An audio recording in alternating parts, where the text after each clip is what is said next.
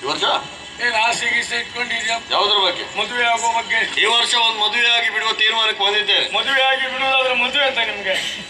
ಹಾಗಲ್ಲ, ಏನೇ ತೊಂದರೆ ಆದ್ರೂ ಮದುವೆ ಆಗುವುದೇ ಅಂತ. ಈ ವರ್ಷ ಆಗುವುದೇ ಮನಸ್ಸು ಮಾಡಿ ಆಯ್ತು ನೀವು. ಮದುವೆ ಆಗುವ ಆಸೆ ಇದ್ದದ್ದೇ ಹೌದಾದ್ರೆ ಇವತ್ತಿಗೆ ಇಲ್ಲ ಬಿಟ್ಟು ಬಿಡಿ. ನಿನ್ ಲೆಕ್ಕದಲ್ಲಿ ಅಂತ ನನ್ನ ಜೀವಮಾನಕ್ಕೆ ನನಗೆ ಮದುವೆ ಆಗುದಿಲ್ಲ ಅಂತ ಹೇಳುದ ನೀನ್ ಎಂತದ್ದು?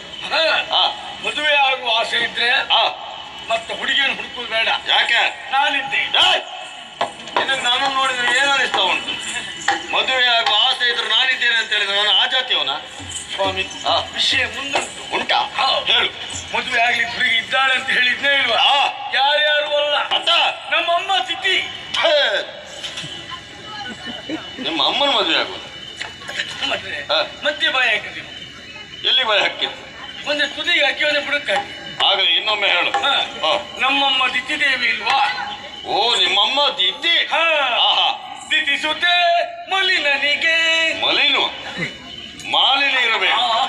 ನಮ್ಮ ಅಮ್ಮನ ಮಗಳು ಮಾಲಿನಿ. ಅವಳಿಗೆ ಪ್ರಾಯ ಬಂತು. ತಕ್ಷಣ ಅಮ್ಮ ನನ್ನನ್ನು ಊರು ಬಿಡಿಸಿದ್ರು. ಪಾಪಿ ಮಗನ, ನಿನ್ನ ನೋಡಿದಾಗಲೇ ನನಗೆ ಸಣ್ಣ ಅನುಮಾನ ಆಗಿತ್ತು. ಒಂದು ಊರಿನಲ್ಲಿ ಒಂದು ಹೆಣ್ಣಿಗೆ ಪ್ರಾಯ ಬಂದಾಗ ನಿನ್ನನ್ನು ಊರು ಬಿಡಿಸ್ತಾರೆ ಅಂತ ಆದ್ರೆ ನೀನೆಷ್ಟು ತೆಗೆದು ಹಾಕದವ ಇರಬಹುದು.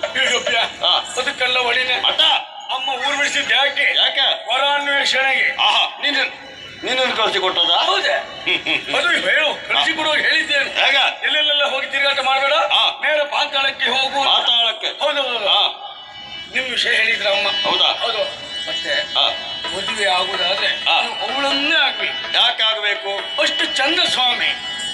ನಾವು ಸರಿಯಾದ ಮಾತನಾಡಿದೆ. ನಾವು ನಮ್ಮಂತವರು ಮದುವೆ ಆಗಬೇಕು ಅಂತ ಆದ್ರೆ ನಮ್ಮ ಯೋಗ್ಯತೆಗೆ ಸರಿಸಮನ ಅಂತ ಹೆಣ್ಣಾಗಬೇಕು. ಅವಳು ಹೇಗಿದ್ದಾಳೆ ನೋಡುವುದಕ್ಕೆ? ಪುರದ್ರೂಪ ಸುಂದರಿ. ಪುರದ್ರೂಪ? ಸುರದ್ರೂಪ? ಮುಟ್ಟಿ ಕೈ ತೊಳಿಬೇಕು. ಅಷ್ಟು ಕಡ್ದಾಗುಂಟ? ಅದೇ ಕೈ ತೊಳೆದು ಮುಟ್ಟಬೇಕು. ನಾವೆಂತ ಹೊಗಳು? ಮತ್ತಾರು ಹೊಗಳ್ತಾರೆ? ಅವಳನ್ನು ಹೊಗಳುವ ವರ್ಗವೇ ಉಂಟು. ಯಾವ್ದು? ಸಿದ್ದೂರು, ಸಿದ್ಧರು, ಸಾಧೂರು, ಸಾಧ್ಯರು, ಗರುಡರು, ಗರುಡರು, ಕಿನ್ನರ, ಕಿಂಗ್ ಪಿಶರರು. ಎಷ್ಟುಂಟು? ನೀವು ಒಂದೊಂದೆಲ್ಲ ಹಿಡ್ಕರ ನನ್ನ ಹತ್ರ ಬರಬೇಡ. ಒಂದ್ 4-5 ಹಿಡ್ಕೊಂಡು ಬಾ, ಕೂತ್ಕ ಮಾತಾಡುವ. ಕಿಂಪುರುಷರು.